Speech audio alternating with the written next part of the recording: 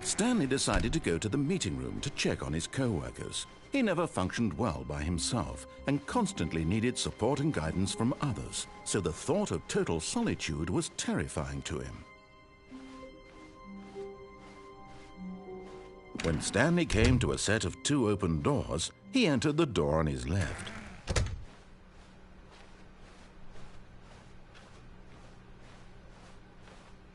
Yet there was not a single person here either. Feeling a wave of disbelief, Stanley decided to go up to his boss's office, hoping he... Stanley stepped into the broom closet, but there was nothing here, so he turned around and got back on track. Coming to a staircase, Stanley walked upstairs to his boss's office.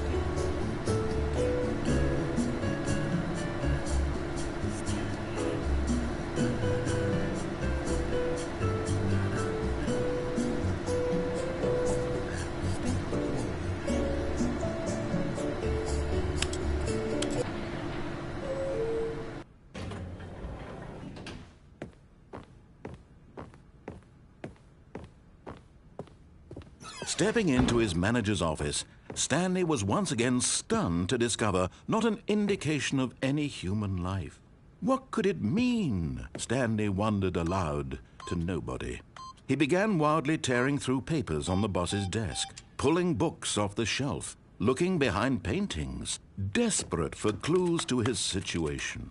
But his attention was caught by a keypad behind the boss's desk. What could its purpose be? In fact, this keypad guarded the terrible secret that lay buried below his feet. And so the boss had assigned it an extra secret PIN number, 2845.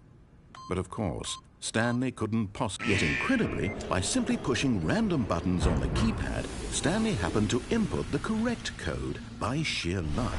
Amazing. He stepped into the newly opened passageway.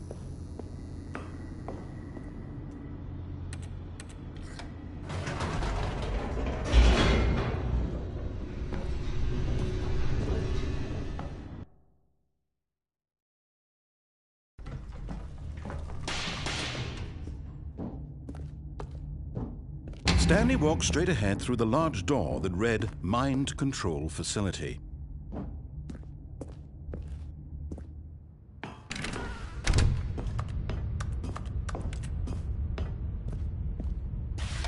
The lights rose on an enormous room packed with television screens. What horrible secret did this place hold? Stanley thought to himself. Did he have the strength to find out?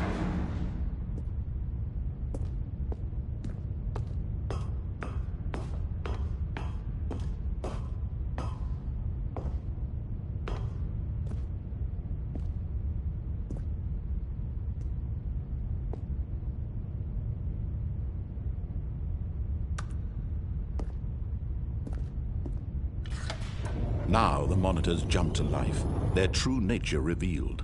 Each bore the number of an employee in the building, Stanley's co-workers. The lives of so many individuals reduced to images on a screen, and Stanley, one of them, eternally monitored in this place where freedom meant nothing.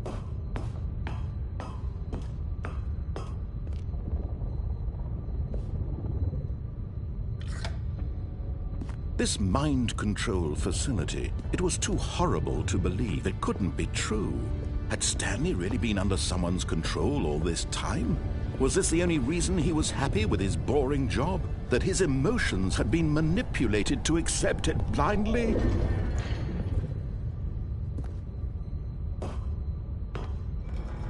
No. He refused to believe it. He couldn't accept it. His own life in someone else's control? Never! It was unthinkable, wasn't it? Was it even possible? Had he truly spent his entire life utterly blind to the world? But here was the proof. The heart of the operation. Controls labeled with emotions. Happy, or sad, or content. Walking, eating, working. All of it monitored and commanded from this very place. And as the cold reality of his past began to sink in, Stanley decided that this machinery would never again exert its terrible power over another human life. For he would dismantle the controls once and for all.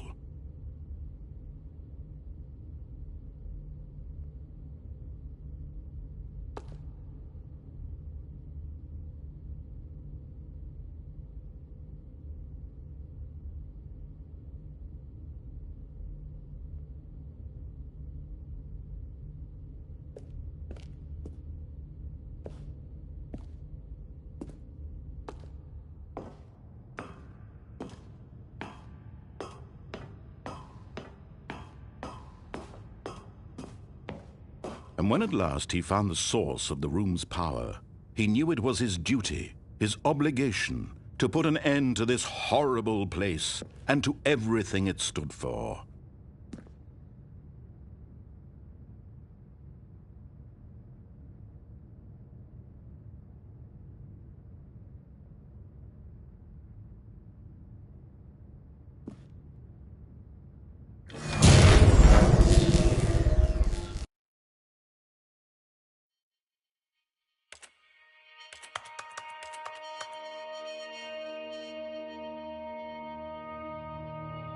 Blackness, and a rising chill of uncertainty.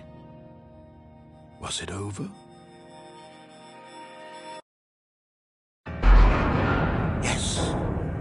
He had won! He had defeated the machine, unshackled himself from someone else's command. Freedom was mere moments away. And yet, even as the immense door slowly opened, Stanley reflected on how many puzzles still lay unsolved. Where had his co-workers gone? How had he been freed from the machine's grasp? What other mysteries did this strange building hold? But as sunlight streamed into the chamber, he realized none of this mattered to him, for it was not knowledge or even power that he had been seeking, but happiness. Perhaps his goal had not been to understand, but to let go.